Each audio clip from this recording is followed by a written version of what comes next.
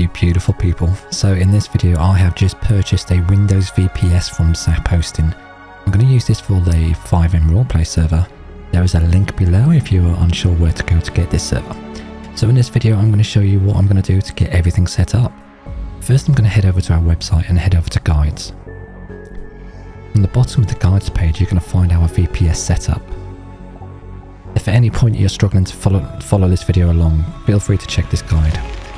At the top of the guide we're going to have all the programs that we need to get set up, so I'm going to go and get started installing these and downloading these. XAMPP is always the one that takes the longest. This is what you use to manage your database, so I normally do this first. Now I'm a bit impatient, so I'm just going to click through to try and get things done as quickly as possible. So I'm just going to manually download this just to get it started. And then once the download starts, I'm just going to jump straight across and start downloading everything else. All we really need is XAMPP, Visual Studio Code, Heidi. The rest is more or less ready to go. Cool. Visual Studio Code is my best friend. If you don't use this program, you need to use this program. So as soon as I've got anything downloaded, I'm going to install it. Here I'm doing Heidi, but I'm getting adverts. Nice. Cheers. I'm not going to click the big download, I'm just clicking this here, okay? The rest is just adverts. Right, cool. So that's our main stuff that's downloading or downloaded. So Visual Studio Code's first. I'm just going to blitz through the installation process. You don't have to check or uncheck anything, just literally next all the way through. And this applies to everything that we're installing at the moment. Heidi's done, so again I'm going to click the accept and I'm going to next all the way through. XAMPP always takes a bit of a while to install, so whilst this installs we're going to do some other things to get our VPS ready for 5M. I'm going to search for advanced. So I'm going into advanced security. Again, if you can't keep up, feel free to check the pictures on our guide. I'm going into inbound rules and I'm going to create a new rule. We're basically port forwarding our machine, so let's go to ports. Let's add the ports that we need for 5M. Again, these are linked in the guide if you can't quite keep up with this. We're going to have to add this for TCP and UDP for both inbound and outbound. So this is the TCP first. We're going to go through next. Make sure everything is allowing the connection, everything seems fine, and we're going to give it a name. That rule has been created. Now we're going to have to do the same thing, so new rule, ports, but this time we're doing UDP. We're going to paste in the ports again, exactly the same ports, make sure it's a loud connection, give it a name, and then complete. That's the inbound process. Now we need to do the outbound process, but be careful you don't get caught out here. Into ports, same again, TCP, but this time it's unchecked allow, okay? So make sure you tick the allow the connection, because otherwise it won't work. It catches you out sometimes. Give it the same sort of name, whatever you want. Call it my nan if you want. I think my nan would appreciate that. Allow the connection, boom, we're done.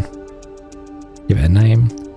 So you should have two in each, both in the inbound and outbound.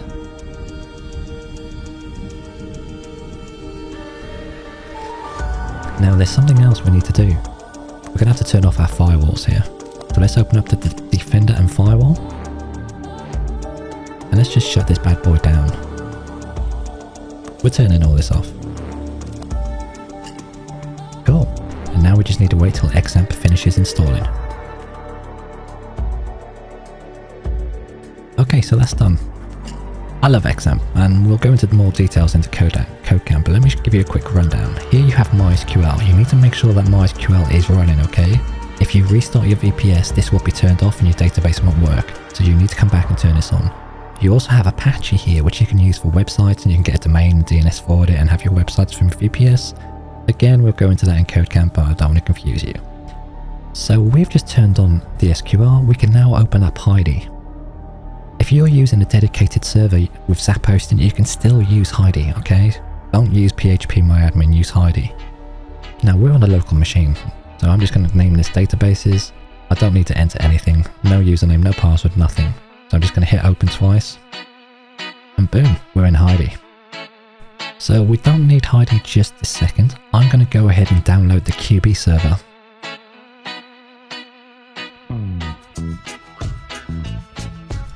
So I've just downloaded the 5M QB server.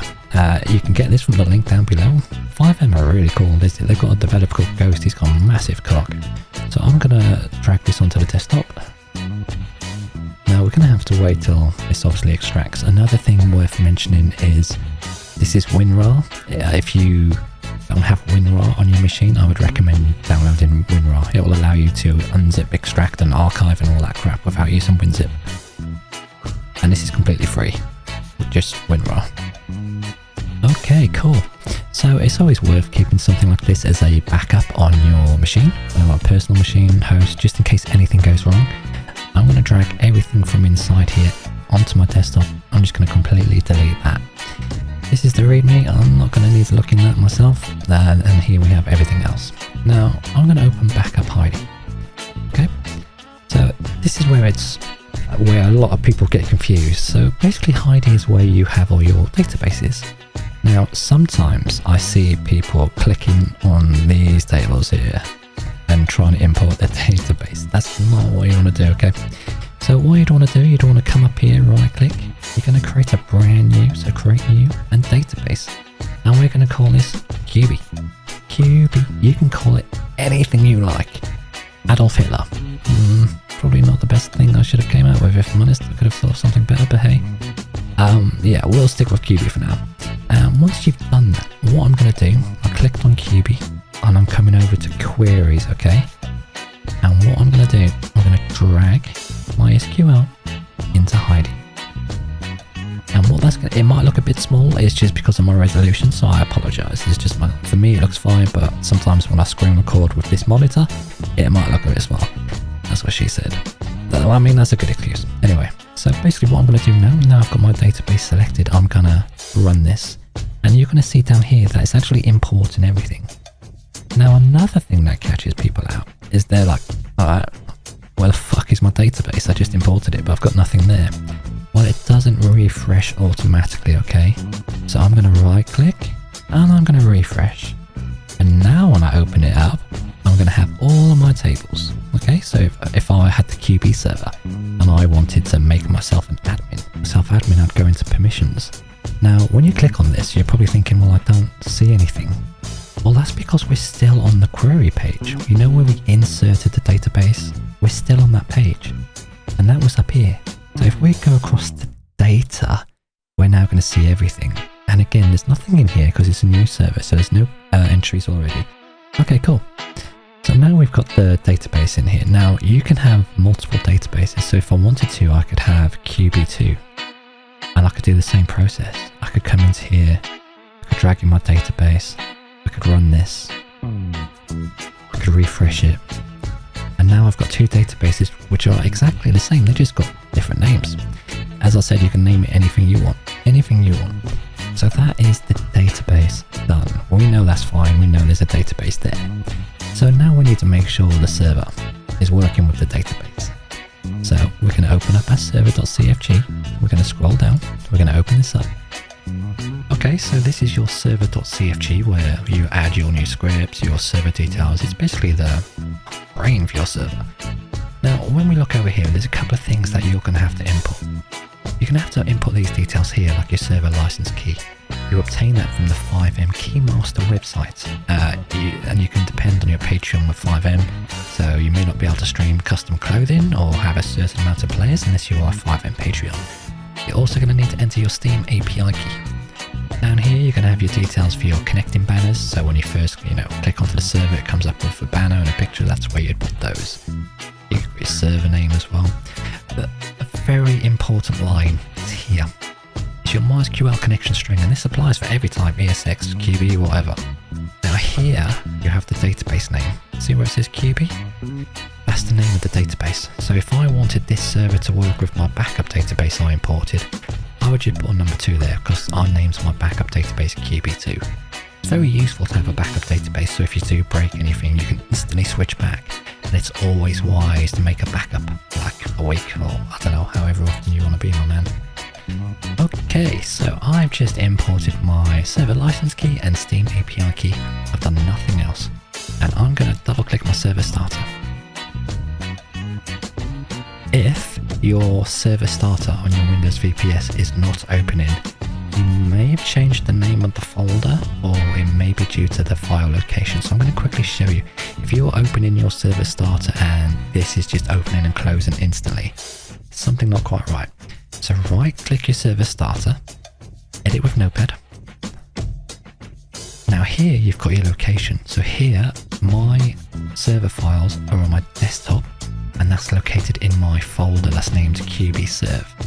So if I was to rename the folder on my desktop where all my files are, if I was to rename this as Michael Jackson, man, I seriously have issues with the names that I come up with from the top of my head. If I was to name this anything, I'd have to rename it in here as well, you know what I mean? And then it would start the server. So at the moment the server is starting for the first time, it is creating the cache, so it will take a little longer than normal. Once your first startup process has been completed, it will normally be much quicker. Okay, cool.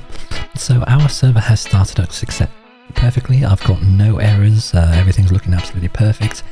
When I first start the server, my screenshot basic is also being created. So that will also be started, which you can see here.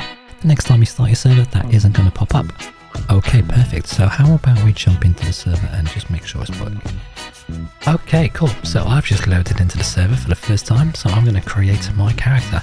My name is going to be Mike Hunt. I am from North Korea. My date of birth is the 1st of the 1st, 1921.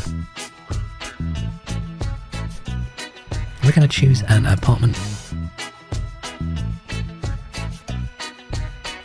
Now this is the first time I'm loading in, and this is just for the testing sake, so I'm not necessarily going to create an in-depth character. Okay, I'm just going to literally go through and just give myself hair, and that's all I need to do. And I'm just going to save my character. It is the first time I'm loading into the server, so I will see a video when I first load in with my character coming into the city. So that is the basics of setting up a Windows VPS. It really is that easy. The best thing about VPS compared to a dedicated server is you're able to use the internet in here. You can download your scripts on here and keep your personal machine safe from clutter or potential viruses. It's also a great place to watch pornography. So yeah, that was a Windows VPS. I hope in a way it's helped you guys out. If you want to purchase this sort of host from Zap Hosting, then there's a link below. If you want to purchase the QB server you saw, there is a link below. If you want to see this guide in a text version, then there is a link below. Yeah, my name's Ghost, and I'll catch you in the next one.